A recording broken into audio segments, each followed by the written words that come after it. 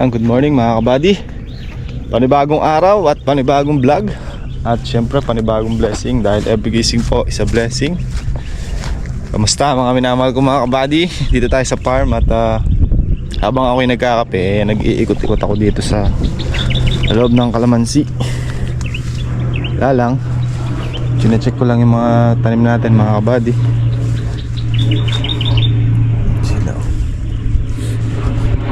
Nakabili na rin tayo ng mga gamot para sa kanila. Kaso kulang pa mga kabady, na ubusan daw ng stock yung isang gamot na binibili natin. Pahanap na lang ako kay Commander bukas. Yan, mulaklak na rin sila mga kabady. Nakawa ng Diyos binigay na yung hinahanap natin. Itong kalamansi natin na to na 2 taon mga kabady, dapat matagal na natin itong pinabunga, o dapat matagal na siyang regular na napipitasan mga kabady. Kasi nung umidad to ng 1.5 taon, dapat pabubungahin na yan mga kabady. Ang kaso nga lang, yung kalamansi ready na, kaya lang tayo hindi pa tayo ready ng mga panahon na yun. Kasi sabi nga mahirap sumuong sa gera nang wala kang dalang bala. Diba? Ayan mga kabady, ganda ng bunga, lalaki na.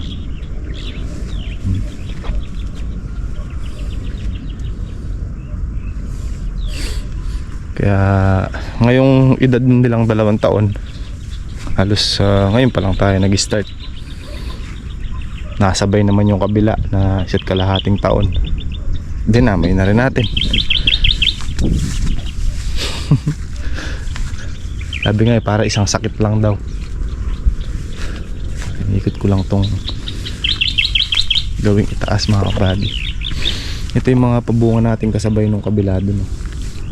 Yan. Yan sila mga kabady. Kami yan yung mga kasabay nung sa kabila.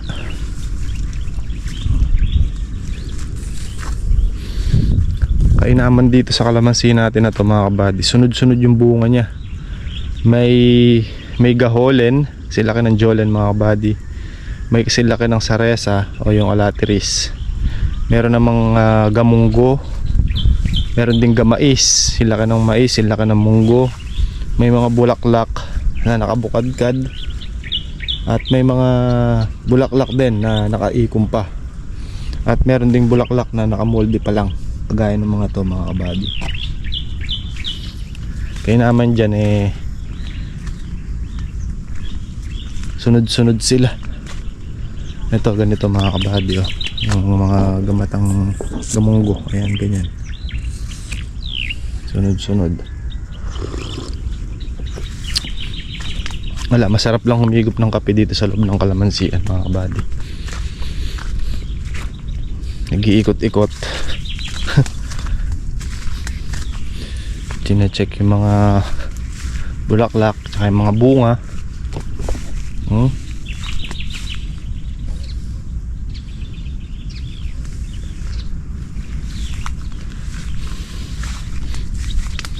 Nakakatuwa naman dahil kahit papano nagtuloy din yung mga bulaklak na hinahanap natin.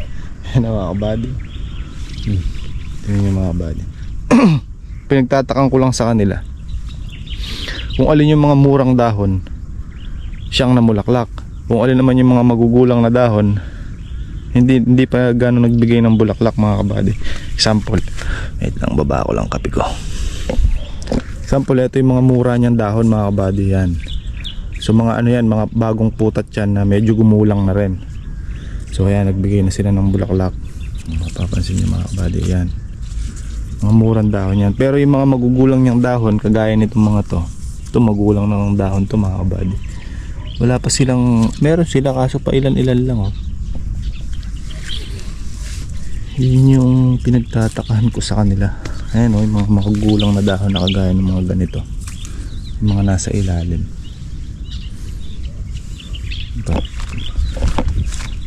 Ito magulang na dahon na ito. Pero meron din mga kabady, kaya lang mas marami yung sa ibabaw, yung sa may murang dahon nila. Ayan, mga ganyan, no?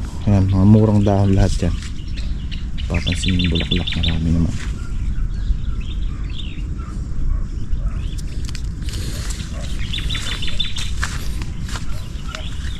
Pero doon sa bigay ng bulaklak natin na to, mga kabady, marami yan. Kung makikita lang natin ng personal, kung makikita nyo lang po ng personal, mga kabady, kahit na kayo po mismo masisiyahan. Dahil ayan na, may mga bulaklak na sila. Pero ito, mga kabady, nagbigay na rin. Ayan, yung mga ibang magugulang na dahon. So mapapasin nyo rin, mga kabady, tuyo yung lupa natin, no? Yan, inispray na ni Kaka ng pamatay sukal yan, kaya dilaw na yung damo. So pagka nag brown na yung kulay, yung damo nyan, nag brown na yung patay na, mga kabady, ganito na yung kulay, pwede na tayo magtutubig. Ayun, ang dami, ang bango dito sa loob, mga kabady. Para siyang amoy sampagitan.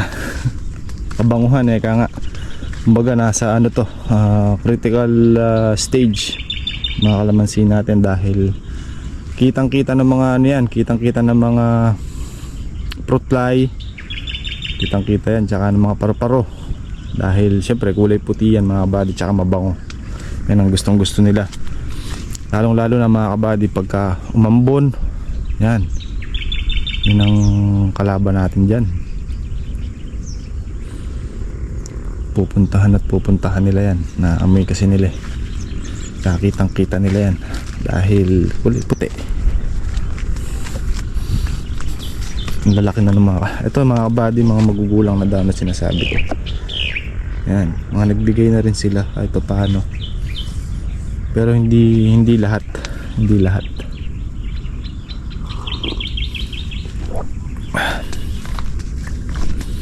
Ito, dito tayo. Yan, tingnan yung mga murang dahon, mga kabady. Daming binigay na bulaklak. Ganito sinasabi kong magulang na dahon yan, ganyan, no? Kung dating nakita nyo to, mga kabady, di ba, nung nangitim yung dahon nila, ang pangit tignan. Pero effective naman yung mga pinag-gagawa natin dyan. Effective naman at kahit pa paano nabura yung mga itim-itim sa dahon.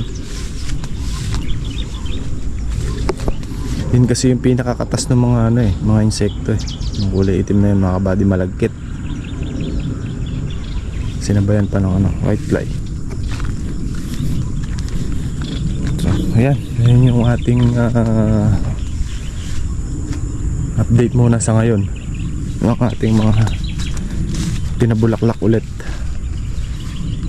Bali, pangalawang pabulaklak natin to, mga kabady.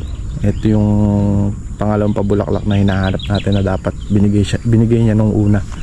Ayaw pala niya nung umpisa, gusto niya pangalawa. Siyempre may buhay din yung kalamansi, mga kabady. Kahit na gusto natin kuminsan, ayaw pa niya. Kuminsan sabi ko nga, nasusunod pa rin siya. Talagang ganon. Siyempre may buhay yan, Pagka gusto niya, bibigay niya. Pagka ayaw niya, maghintay pa. Ano. So pakita ko lang sa inyo, mga kabady, isa namin ginagamit na gamot na pampakapit ng bulaklak. So ito yung ginagamit namin isa, mga kabady. Calcium boron. Ayan, foliar fertilizer. So ayan yung isa namin ginagamit. Ang gamit namin dito sa 200 liters na tubig ay 1 litro. So gumagamit kami nito at least tatlong beses na pag-i-spray. Pero hindi magkakasunod, mga kabady. May interval na ilang spray. So yan, kayo nang bahala kung ilang interval ang gusto niyo. Ito yung isa namin ginagamit. So ito 1 liter to mga kabady. Ayan. Calcium boron. Ayan. Papakapit ng mga bulaklak. Ito yung sinasabi ko sa inyo na kahit paano malilesen natin yung ihuhulog niya. Kasi sa ayaw at sa gusto natin, kahit mag-spray pa tayo nito, maghuhulog at maghuhulog pa rin si kalamansi mga kabady, kasi hindi niya kayang supplyan lahat nung ibinigay niyang bunga. So at least kahit paano dito mga kabady, may iwasan natin o makakapag less tayo ng ihuhulog niya. Kaya 3 times kailangan makagamit tayo nito. So kada spray natin, umuubos tayo ng 5 ganito. 5 ganito mga kabady ang inuubos natin sa isang sprayan, dahil 1,000 liters or 1,200 liters ang nauubos natin dito sa area na to mga kabady. Kaya possible 5 to 6 liters na ganito ang nauubos namin kada isang spray. So ayan. Yun. Calcium boron. Pero meron pang mga ibang ano dyan, may mga iba pang mga foliar fertilizer na may calcium din. Depende sa inyo kung ano yung gusto nyong gamitin na, pero ito yung gamit namin. Ayan. Hindi po ito hindi po natin i-endorse tong gamot na to mga kabady. Sadyang ito lang po yung gamit natin para sa pampakapit natin ng bulaklak saka ng bunga. So ang presyo nito dito sa amin is 300 pesos per liter.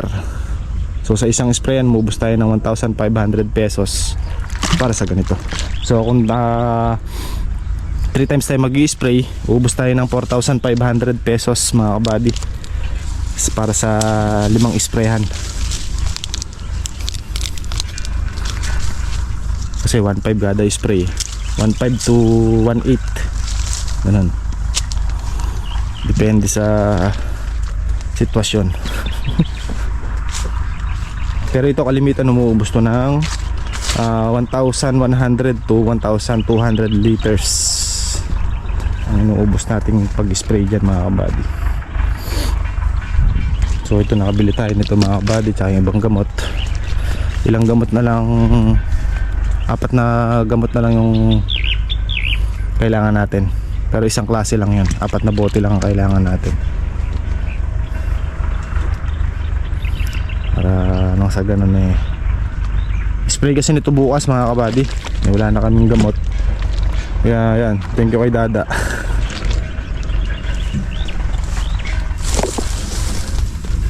Piniram niya tayo ng pambiling gamot. Thank you, Da.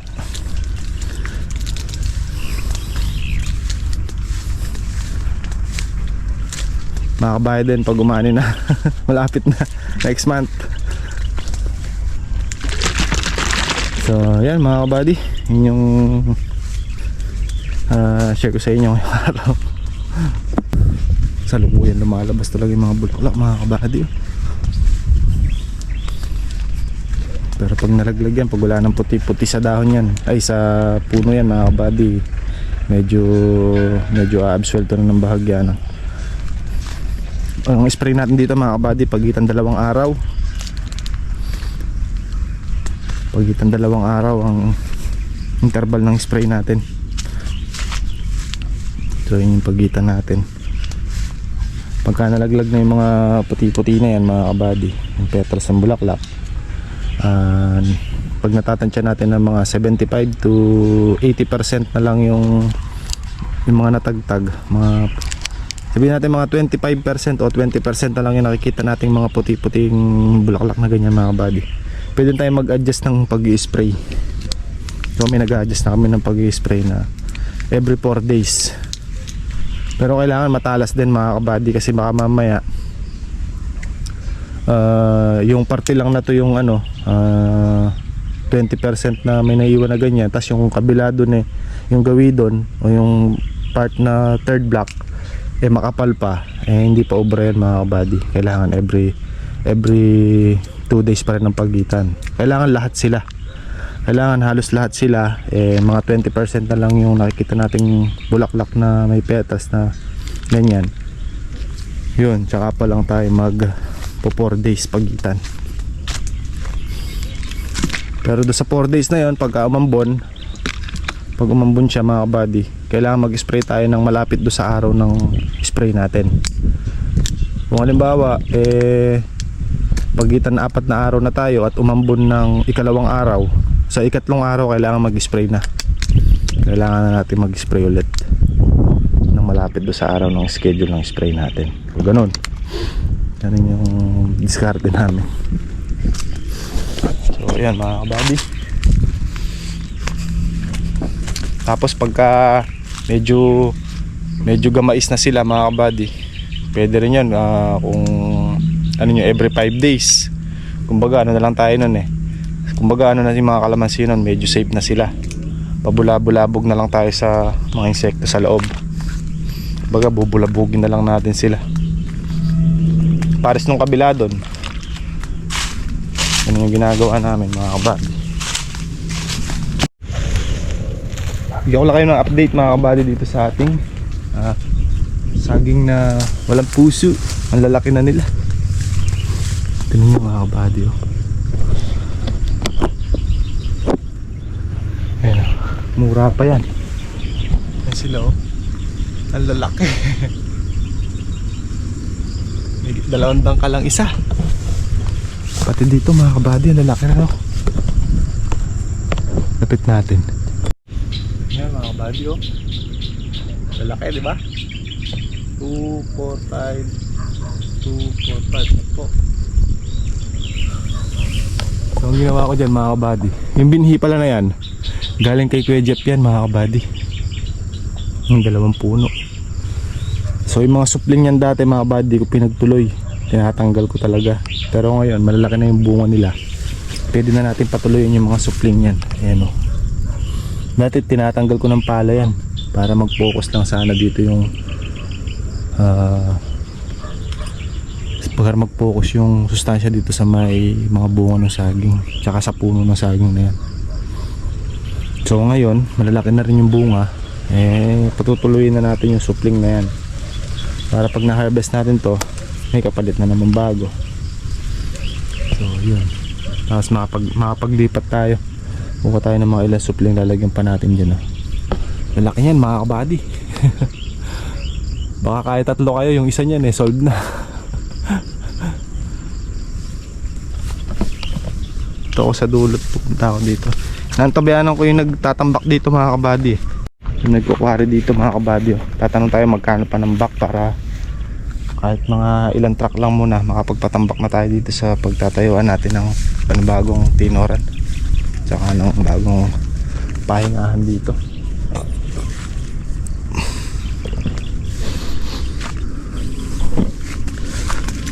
Dito tayo sa gawing dulo. Pumutok na to. Ito na ganyan yan bunga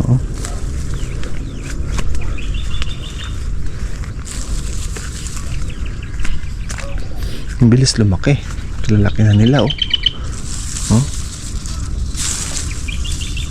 possible yan February katapusan pwede tayo ulit magpapitas para mabukasan yung karga nilang bunga, hindi masyadong mahirapan yung mga puno.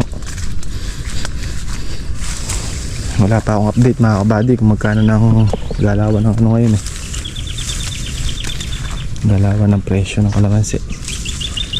Pero isang araw mga kabady mag-update ako sa inyo magkano ng presyo ng kalamansi. Natin agad may piglas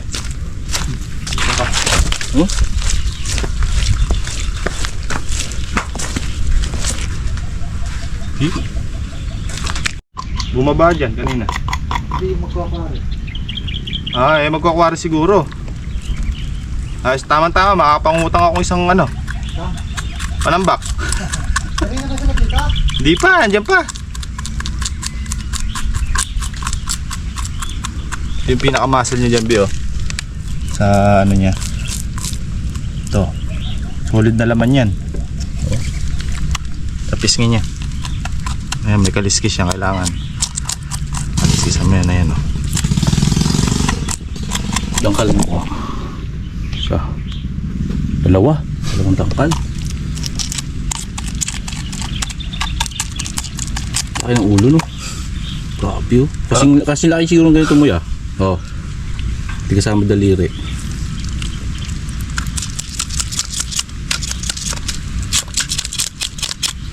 Isin natin mabuti mga kabady. Hanggang natin mga kaliskis.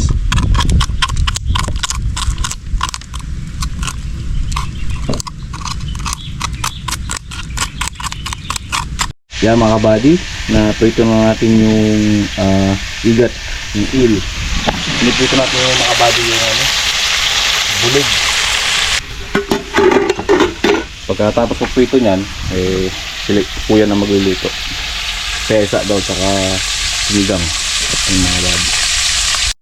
Mga kabady, magluto tayo ulam. Sinigang na dalag. Sinigang na lang natin, no? Sinigang na lang. Okay, sa para may maasim na sabaw. Tapos yung eel, pinirito na ni Harvey, tsaka yung mga dalag. Iyan natin yung eel. Luto natin sa toyo.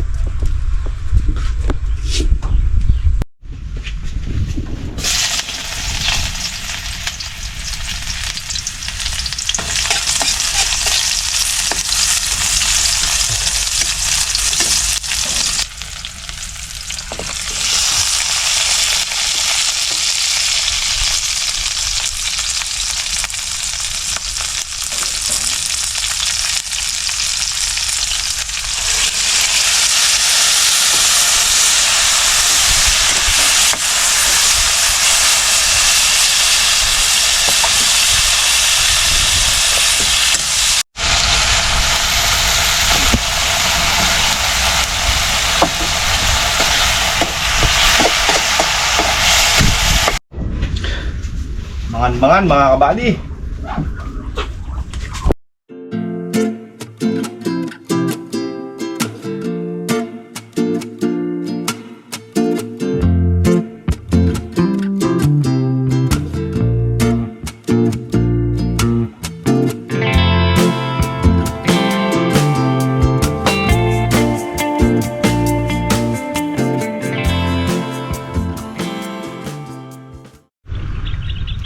Scatter tayo mga kabady. Nakadalawang tudling na tayo kanina.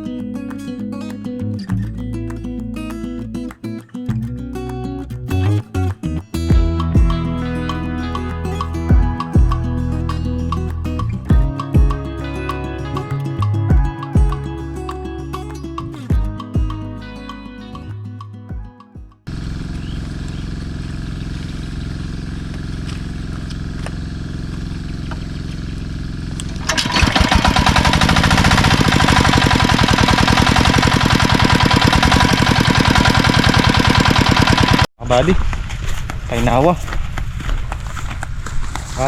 Apat naman akong diretso mula dyan hanggang doon sa dulo. Parang din nila, ano naman, bulo.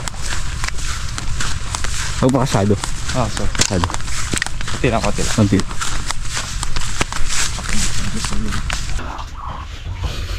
Buhay ka po talunasan. Dinuguans. Ha? Talunasan po higat taliwaya. Pare-parehas lahat. Higat po talunasan. Siguro. Tigas mo ka. Sabi ka, oh.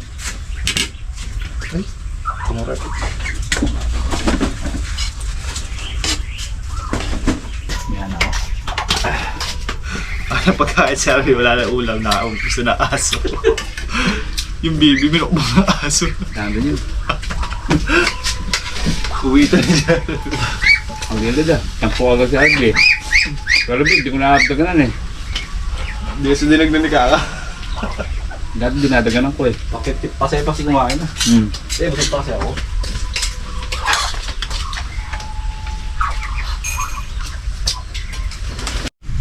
Talaga muna tayo ng kalamansi mga kabali. Kaka na lang daw mag-grass cutter.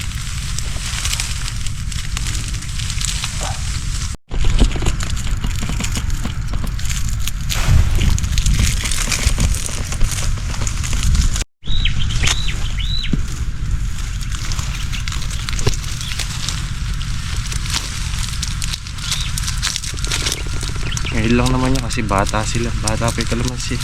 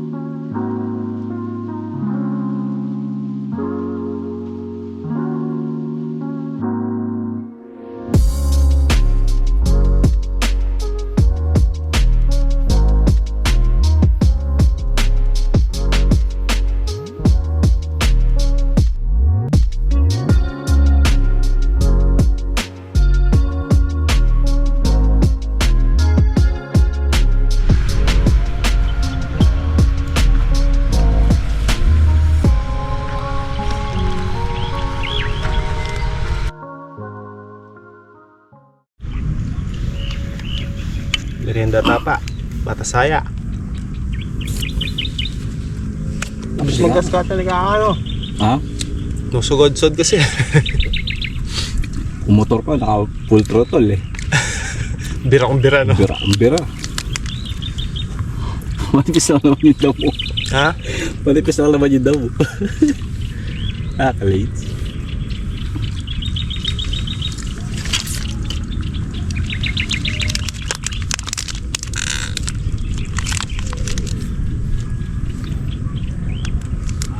Nakausap na natin yung magtatambak mga kabali.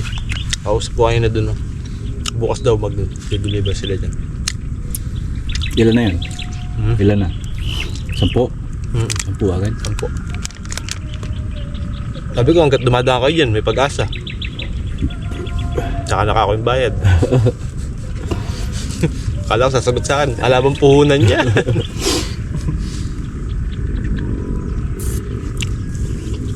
Diba sobra 10? Dami naman 10 eh. Ha? Dami yung 10. Ayos yun, pamataas. Ng bundok.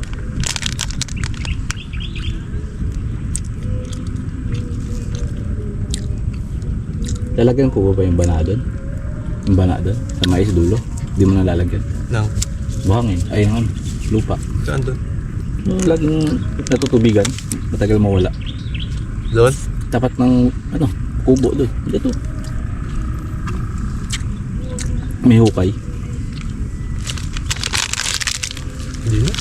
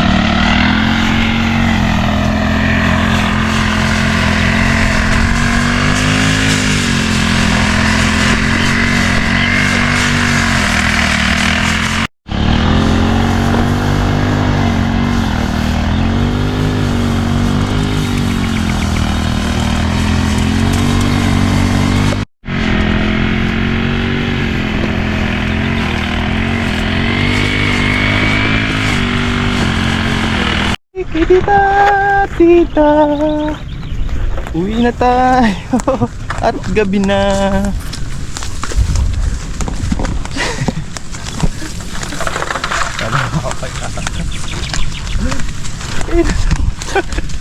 Kayo na naman. May nadagdag pang isa. Huling ano na to dito ha.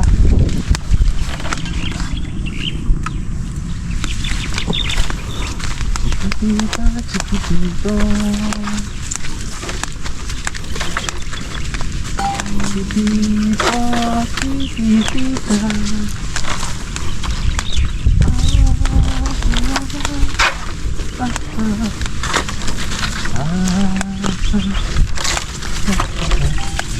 Kaya another day yung kamatis natin. Ha? Kaya another day. Dahil. Apat yung na ano ko eh. Pang